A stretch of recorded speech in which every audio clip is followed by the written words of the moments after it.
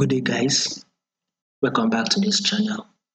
So, to those of you that are yet to subscribe or you are new to this channel, make sure you do it to click on the subscribe button, like, share, make your comments, and let's see what will happen for the next day on AUD USD.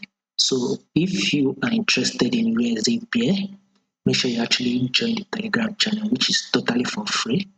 You will find the link to the Telegram channel in the comment section. So join there.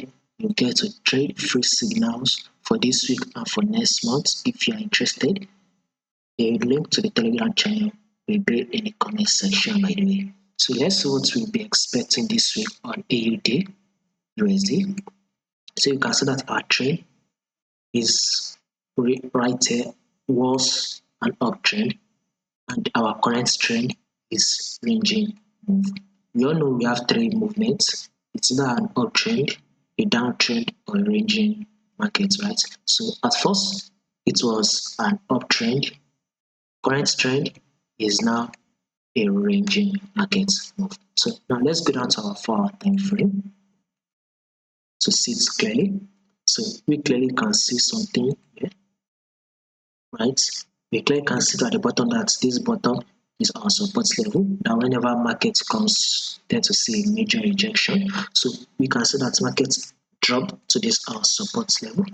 Then we had a major rejection which pushed up to this our resistance level.